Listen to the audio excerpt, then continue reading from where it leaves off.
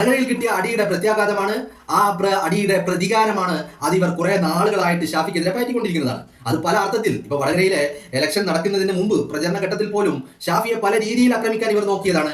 അത് ഫിസിക്കലി ആയിട്ടും അയാളുടെ രാഷ്ട്രീയത്തെയും അയാളെ ഇല്ലായ്മ ചെയ്യാനും പല അർത്ഥത്തിൽ വ്യാജമായ കാഫിർ സ്ക്രീൻഷോട്ടുകൾ ഉണ്ടാക്കിക്കൊണ്ടും അയാളെ വഴിയിൽ തടഞ്ഞുകൊണ്ടും അയാളുടെ പേര് പ്രചാരണ പരിപാടികളെ തടസ്സപ്പെടുത്തിക്കൊണ്ടും ഒക്കെ പല പരിപാടികൾ ആക്രമണങ്ങൾ ഈ പറയുന്ന സഖാക്കൾ അന്തംഗമ്മി അടിമകളുടെ ഭാഗത്ത് നിന്നുണ്ടായത്.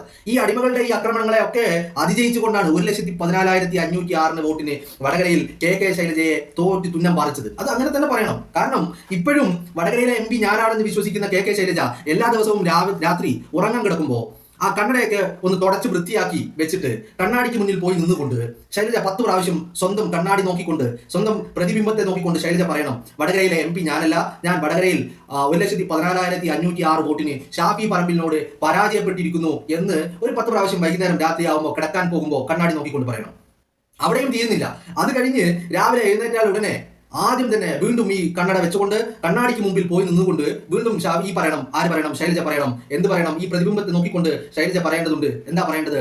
വടകരയിലെ MP ഞാനല്ല, അത് ഷാഫി പറമ്പിലാണ്. ഷാഫി പറമ്പിലിനോട് 1,14,506 വോട്ടിന് ഞാൻ പരാജയപ്പെട്ടിരിക്കുന്നു. ഇങ്ങനെ എല്ലാ ദിവസവും രാവിലെയും വൈകുന്നേരവുമായിട്ട് ഈ കെ ശൈലജ ഒരു 10 തവണ രാത്രി, 10 തവണ രാവിലെ, അങ്ങനെ എല്ലാ ദിവസവും ഒരു 20 തവണ ഇങ്ങനെ ഒരു 1-2 വർഷം പറഞ്ഞു കഴിഞ്ഞാൽ ഈ പറയുന്ന